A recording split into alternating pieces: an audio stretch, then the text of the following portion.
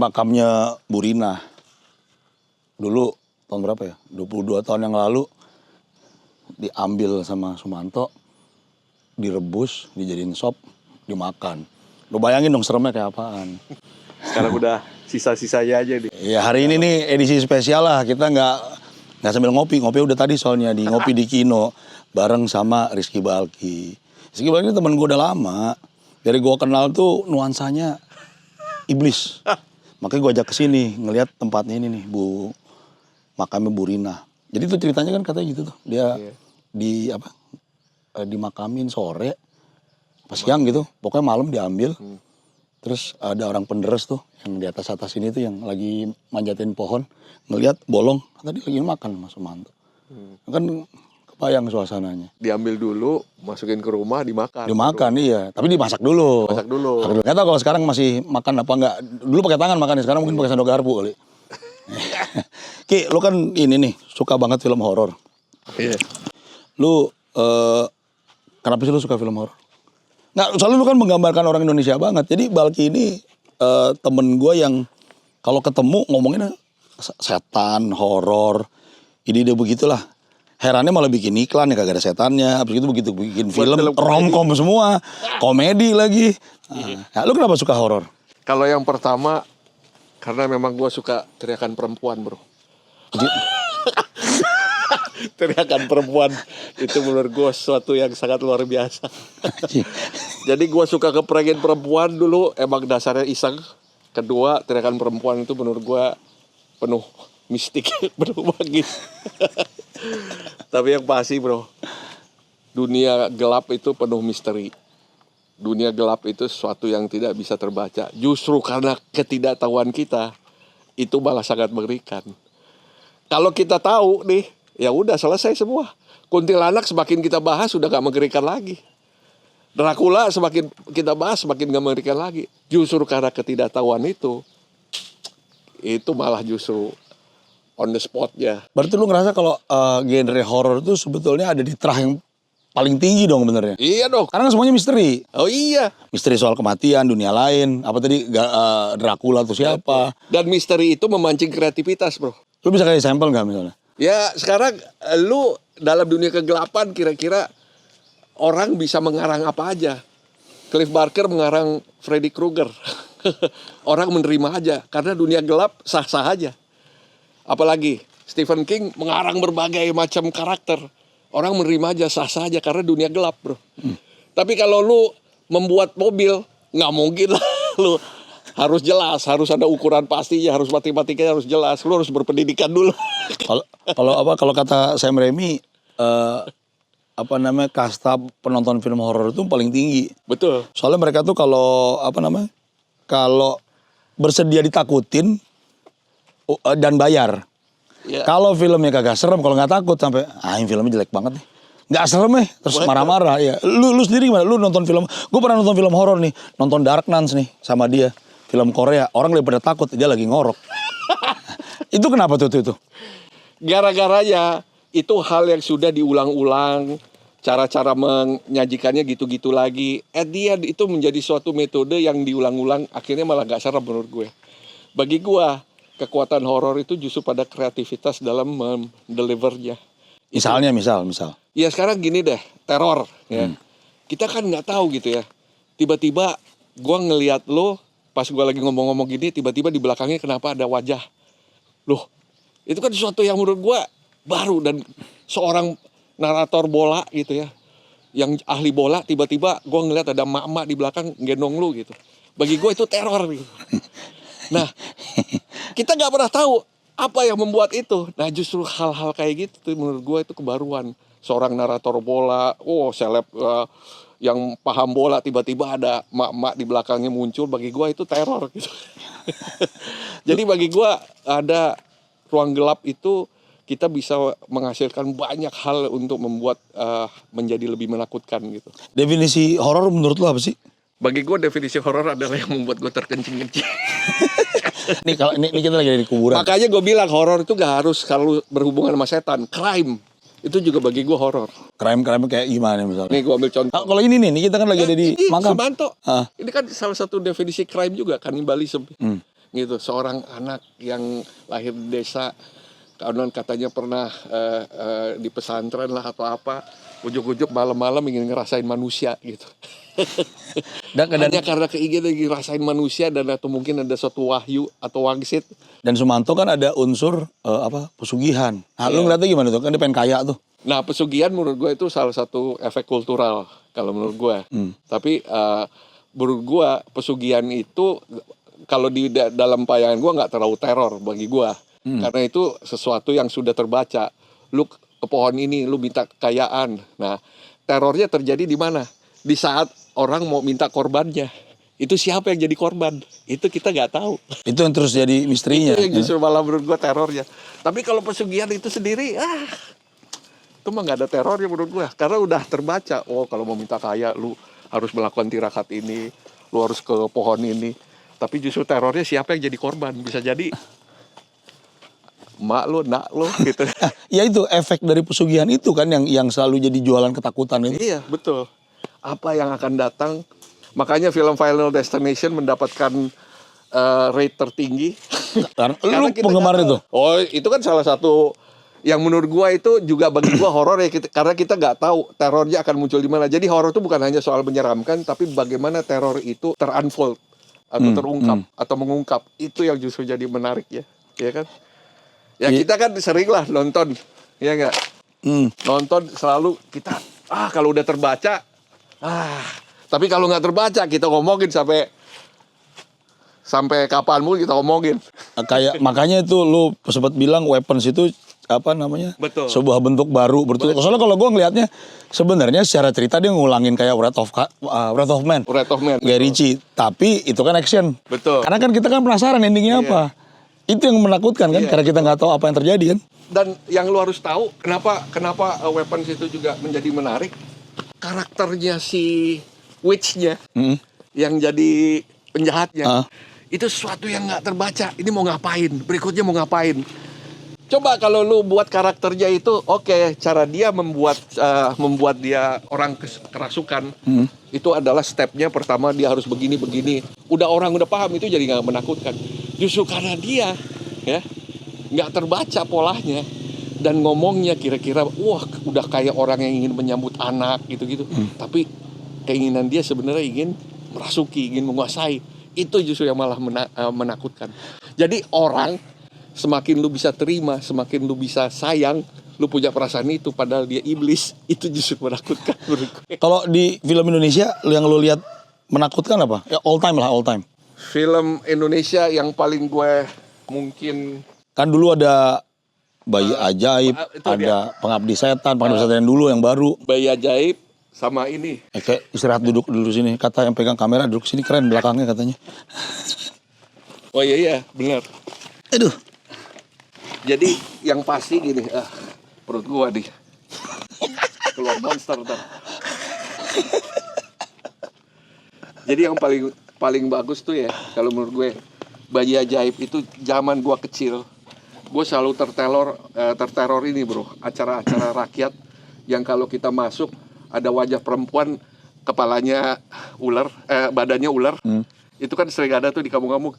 Waktu gua ngeliat Bayi Ajaib itu versi kepala tua, tapi badannya anak. Bagi gua itu teror itu.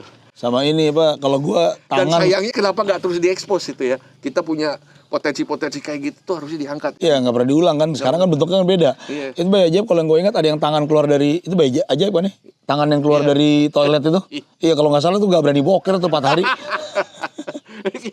Nah, setan toilet itu juga satu menurut gua hal-hal yang gila. Itu sebenarnya ada, tapi nggak pernah terangkat itu. Justru itu terjadi di cewek-cewek yang lagi haid. Itu biasanya kalau di Jawa itu adalah fish. Haid itu adalah fish. Wah kayak gitu kan ganjil banget. Nah satu lagi itu bro, yang membuat menakutkan keganjilan, kejanggalan. Sesuatu yang janggal itu menurut gua itu teror. Sumanto bagi gua itu janggal gitu. Dan apa yang membuat dia janggal itu akhirnya membuat kita penasaran kan. Itulah yang sebenarnya menjadi kunci-kunci yang membuat penonton mau bayar. Selain itu ini juga bro, adrenalin ya nggak sih? Kita kan kalau nonton tuh rasanya wah kayak masuk ke roller coaster gitu ya. Iya, film horor yang baik kan Film begitu. horor yang baik tuh begitu ya. Ya lu lah yang sering kasih tahu ke gua Cup kan gimana rasanya itu kalau kita nonton. Udah darahnya ayu lu mesti nonton. Iya. Titiknya disetrika. Kebakar lagi. Iya. Makanya gue bilang kadang-kadang nih B-movie itu jauh lebih seru ketimbang E-movie. Kreativitas. Tapi memang Karena lebih liar kan. ya lebih liar. Tapi kalau soal mengerikan memang gue selama ini memang masih ngeliat kayak film-film Hereditary atau bagaimana sesuatu yang menakutkannya itu nggak terlalu banyak diekspos. Tapi hasil dari sesuatu yang menakutkan itu bisa berdampak menjadi suatu teror. Nah itu kekuatan sebenarnya menurut gue cerita itu. Jadi once semua udah jelas, ya udah selesai. Ya makanya yang gue nonton film Korea tidur karena gue udah tahu gitu loh. Menjadi sebuah iblis, terus apa dampaknya, apa berikutnya, semua udah kebaca. Udah diulang semua. Udah diulang bener. Pas gue bangun, kan bener. Iya bener. Kalau gitu. polanya weapons kita kan nggak tahu dia betul. siapa. Iya. Kalau apa namanya? Bring her back. Bring her back juga malah nggak jelas. Nggak pernah kan ngejelasin. Once metodenya jelasin, pakai rasional kayak Conjuring. Conjuring gua adalah 1/4 kali tidur gitu. Tapi karena terlalu dilogikakan. Tapi once lu bicara bring her back, lu bicara apa? Ini talk to me. Talk to me.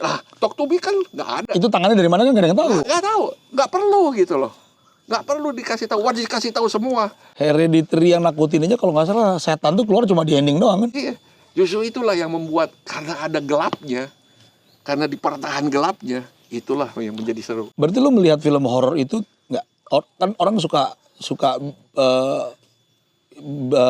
kayak agak bingung bedain thriller dengan horor. Iya. Ada yang bilang kalau thriller itu menegangkan, tapi kalau horor itu ada setannya. Berarti menurut lu horor itu nggak harus ada setannya kan? Enggak. Horor itu adalah payung utama dari sebuah yang membuat orang gelisah atau menakutkan. Jadi crime, maaf ya, love story aja kadang-kadang bisa jadi horor. Benar kan? Once lu gara-gara cinta, lu bisa membunuh orang. Gara-gara cinta, lu bisa bermain dengan iblis. Wah. Gara-gara cinta, ide jadi banyak sih kalau lu dulu curhat mulu gitu tiap hari. Jadi dulu dia pernah patah hati, itu tuh 5 hari pergi, gue pikir lo yang bikin ide, balik tuh cerita. Gua menyesal nih, menyerahkan hati gua sepenuhnya. Harusnya gak semua. Agak gitu lah, gue masih jantan gue. Lu depan kamera jangan gue. Jangan dibuat drama dong. Ya, jadi kalau lu tadi bilang crime, film crime pun bisa jadi horor. Contohnya apa yang pernah kelihatan? Lu tau gak itu peristiwa pasangan muda itu yang dia membunuh karena cemburu. Oh, yang dibawa keliling-keliling. Keliling-keliling. Bagi gue itu film itu horor itu. Itu tidak berhantu malah kan? Tidak berhantu. Tapi bagaimana seorang anak muda yang innocent, yang diterima sehari-hari. Ya lucu, kamu punya foto dari bayi ini. Wah, dipuja-puja keluarga gitu ya. Sebagai anak lucu gini-gini. Ternyata mampu ngebunuh bro. Gara-gara cemburu ditaruh di belakang. Dia ngambil apa? Disetrum. Gitu-gituin. Itu adegan itu kalau bukan Julius Caesar. Tapi mampu dilakukan oleh anak kecil seperti itu. Bagi gue itu horor. Ini buat ingetin, itu kan pernah tuh ada cowok, cewek, siapa sih namanya? Lupa lah bukan namanya. Si ceweknya cemburu sama cowoknya lalu dikontak nih mantannya kan, karena dibilang masih suka kontak-kontakan, duduk di belakang disetrum-setrum. Kalau nggak salah mata sampai keluar deh. Nah, iya, terus lalu ditaruh di jok belakang. Jok belakang, bagasi. Di bagasi belakang, keliling-keliling sempat makan kan kalau nggak salah. Seharian muter. Terus yang pertama kali ngasih ucapan bela sungkawa mereka berdua kan. Persis. Meninggal. Aduh, sedih banget deh. Bagaimana kita sebenarnya dekat dengan iblis. Itu ternyata super dekat gitu loh. Lu bayangin itu yang namanya dia makan Indomie sampai tambal ban. Itu kalau tambal ban tinggal ngintip gitu doang. Kalau tambal ban buka kan, ambil ban serepnya dong. Ada orang. Bayangin, lu ada kuntilanak, mungkin nggak ada dampak bagi lu dalam kehidupan. Tapi kalau ada orang mati dekat lu dan iblis sebelah lu, iblis manusia, itu jauh lebih berdampak dalam kehidupan lu. Intinya bagi gua horor yang paling menakutkan itu bukan pada setan. Setan itu cuma Makanya cuma dampak visualnya. Makanya setan tuh sebenarnya dalam kehidupan nyata nggak punya pengaruh apa-apa. Gua ini udah meneliti paranormal Jawa Sebali dulu tahun 97-98 itu.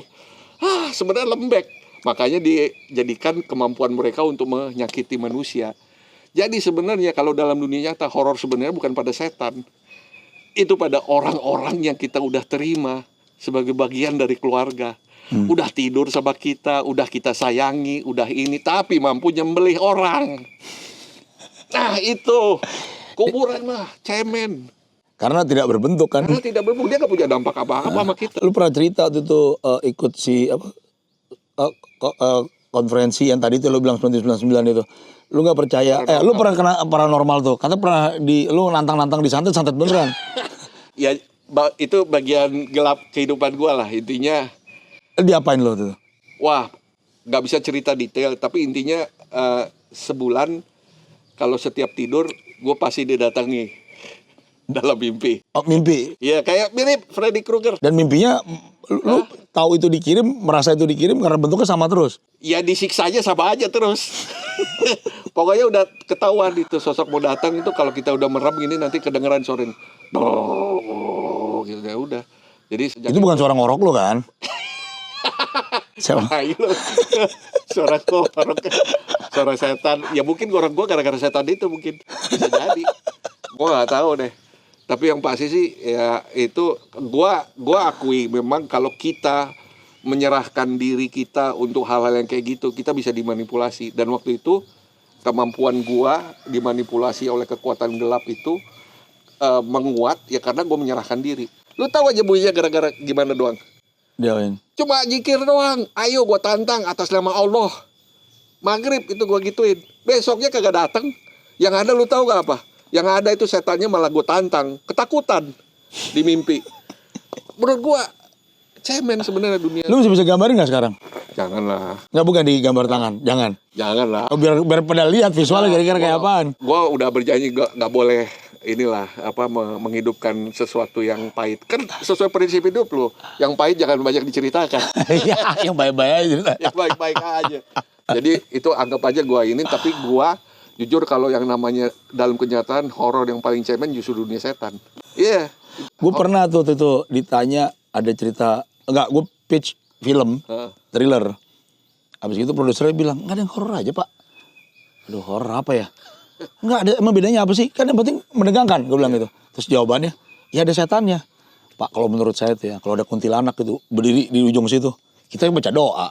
Belum tentu kabur loh. Tapi kalau ada orang bawa kampak, ada darahnya, lari-lari di sini ngejerit-jerit, bacok-bacokin orang, kita kemana pak? Kabur. Ah, kan lebih nakutin. Gimana kalau kita bikin cerita gitu aja? Enggak pak, penonton nggak terlalu suka. Menurut lu gimana tuh? Nah, makanya gue bilang gini. Horor itu, gue suka horor adalah karena ada kreativitas di situ.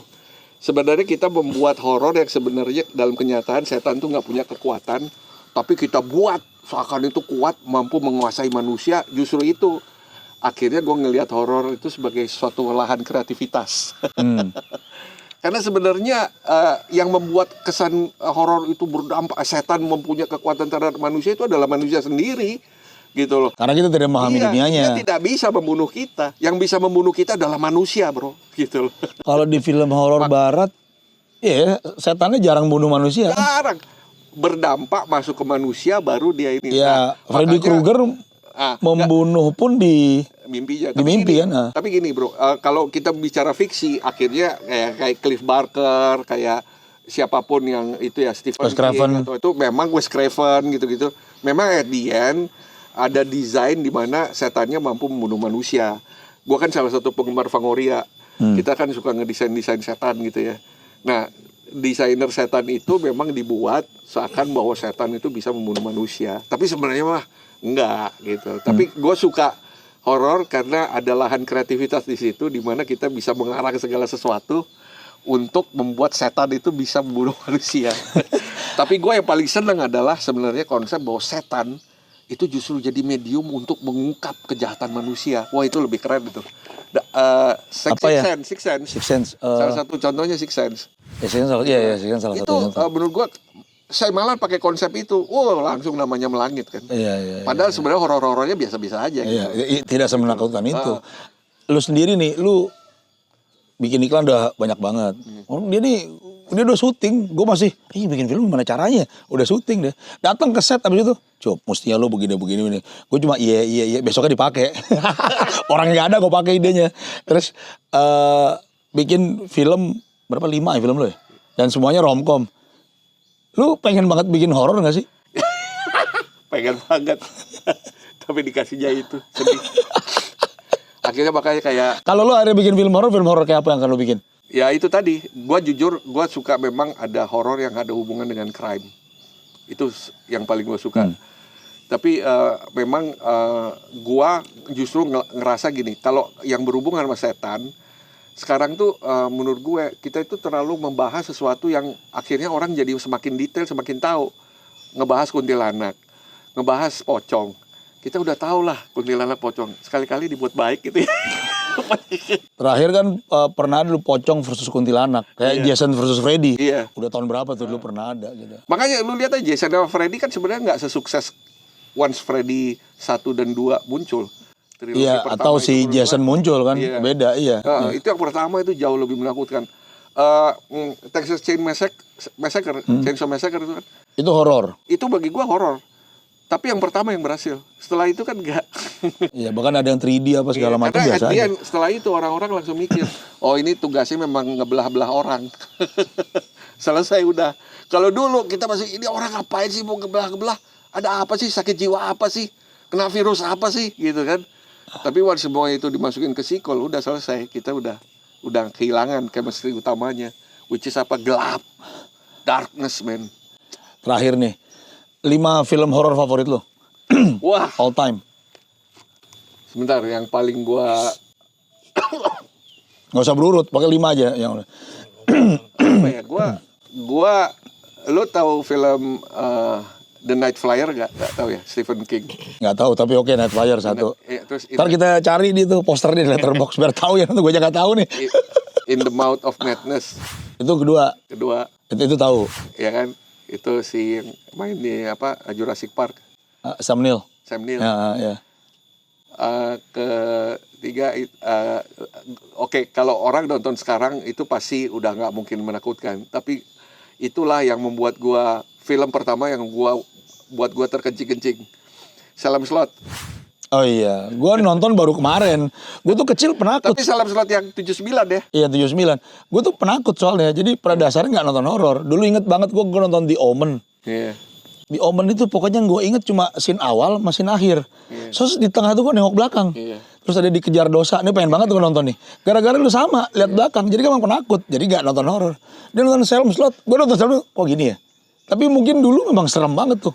Gini Cuk, itu konsep yang sampai sekarang masih dipakai. Itu adalah dari kegelapan apa yang akan muncul. Orang yang udah mati dia muncul lagi, tapi keluarnya dari kegelapan. Selalu memulai dari kegelapan, itu menurut gue teror. Dan itu konsep tuh selalu dipakai kan. Lu tau gak yang dia lagi tidur terus kakaknya manggil, adiknya Minta masuk kan? minta masuk. Ya kan vampire memang mesti diizinkan masuk baru masuk kan? Terus wajahnya itu dari putih. Terus tiba-tiba Minta masuk. Kalau nonton Sinners pasti tahu tuh. Sinners kan juga dia permisi dulu masuk. Kalau nggak dikasih masuk, nggak akan masuk. Iya kan? Itu klasiknya vampire begitu kan? Iya. Sebenarnya gini Cup, kalau lu kasih gua itu semua gua banyak, tapi yang pasti yang berpengaruh di gua itu Dua lagi. lu tahu ini sebenarnya Psycho. Orang anggap itu sih ada yang bilang bukan horor, tapi bagi gua Psycho itu milestone orang dalam berpikir untuk nge-twist. Dimana sebelum tuh menurut gua dalam dunia horor tuh jarak yang sekuat itu. Tapi itulah yang mempengaruhi Shyamalan, yang mempengaruhi Fincher. Itu bagi gua harus masukin Psycho gitu. Yang kelima. Yang kelima menurut gue Bayi Ajaib. Akhirnya ada yang lokal juga. Segitu banyak film horor di Indonesia, akhirnya disebut satu nih. Makanya gue gak rapi tadi Joko Anwar mau ngangkat. Dibikin sempet Rako kalau nggak salah. Tapi kayaknya nggak terlalu jalan di bioskop, nggak tahu. Karena gue nggak nonton soalnya, jadi nggak bisa komen juga. Tapi kalau lihat visualnya sebenarnya di copy sama tuh. Ada yang bilang shotnya sama, tapi mungkin apa ya? Mungkin ada konteks kan masa kan soalnya beda tahun 80-an. Ya udah. Tapi memang gue tuh banyak banget director dengan filmnya. Tapi kalau lu tanya gini, entah kenapa yang selalu keluar dari gue tuh Stephen King yang paling kuat memang. Bahkan The Shining aja itu menurut gue, bagi beberapa orang ada yang nganggap itu terlalu puitis, art movie. Tapi bagi gue itu banyak hal-hal yang dipakai di Shining itu dipakai oleh director lain. Iya. Stanley Kubrick itu menurut gue jenius gitu loh. Stephen King-nya kan nggak suka sama film itu. Stephen King-nya aja bahkan nggak suka, betul. Nggak suka sama film itu. Dia bikin lagi kan yang seri. Betul nggak? The Shining itu semua elemen-elemen detail di dalam film itu banyak dipakai oleh master horror sekarang. Iya banyak. Shot dari bawah pintu itu tuh Diulang terus kan? berapa kali gue sering Ini lihat. weapon juga banyak banget shotnya sama Weapons kayak iya. gitu. Terus siapa yang terakhir membawa babak film Stephen King juga The Shining tuh yang aduh gue lupa film judulnya apa. Bagi gue dia sekarang master dianggap sebagai master of horror karena dia banyak mengambil narasi-narasi atau pengadeganan yang dilakukan oleh Stanley Kubrick. Jadi bagi gue Stanley Kubrick itu jenius. Si Psycho itu Alfred Hitchcock sama Kubrick itu menurut gue adalah orang-orang yang memberikan milestone di dunia perhororan sekarang. Jadi 5 film lo apa tadi? Night Flyers, Night Flyers, In the Mouth of In the Mouth of Madness, Yeah. Psycho, Salam Slot, Psycho, Bayi Ajaib. Jadi itu tuh kalau lu penggemar film horor, lu mesti nonton 5 film itu. Mungkin efeknya mungkin beda karena nih film klasik lah yang harus dilihat. Mungkin nggak akan ada ya kayak gini lah. Seorang director lawas gitu, dia ngomongin film-filmnya apa terus kita tonton sekarang, mungkin nggak chemistry sekarang ya. Iya. Nggak seperti sekarang. Kayak Let the Right One In, itu kan itu bagi gue tuh film vampir yang menurut gue ya bagus banget itu. Bagus banget. Terornya terkini gitu. Jadi kalau lu ngelihat film Dracula-nya Hammer, lu nggak akan merasa keren. Tapi di zaman dulu Dracula-nya versi Hammer itu, wah itu gila. Sama kayak Nosferatu yang dulu siapa? Herzog ya. Iya. Nosferatu-nya Herzog, mas sekarang kan beda. Begitu Nosferatu itu muncul, gue ketawa. Iya. Karena nonton tahun 2000-an soalnya. Makanya gini ya bro, gue patokannya gini, sebuah film itu gagal menjadi horor saat istri gue bisa begini. Nah itu udah gagal. Itu film apa itu yang vampir disukai yang berantem sama klan Twilight. Ah itu kejahatan film horor itu bagi gue. Itu penghinaan, penindasan genre horor. Malpraktek. Karena seorang perempuan yang gak suka horor tiba-tiba bisa mencintai horor, bagi gue itu kegagalan film horor. Itu harus ada hukumnya itu. Perlu dibuat undang-undang supaya horor itu harkat martabatnya dijaga. Oke, kita cukupkan dulu nih. Udah panjang juga ya. Jadi tadi tuh Rizky Balki pengen bikin film horor, ngasih rekomendasi lu buat nonton film horor apa yang oke. Ntar kita akan ketemu lagi di Ngopi di Kino. Sama Rizky Balki bakal ada lagi. Soalnya kita lagi ngerjain ini dokumenter Sumanto. Maka kita datang nih jalan-jalan. Nanti kita pasti ada nih gambarnya sama Sumanto. Mau dimakan sama Balki ini katanya nih. Oke, thank you ya. Bye.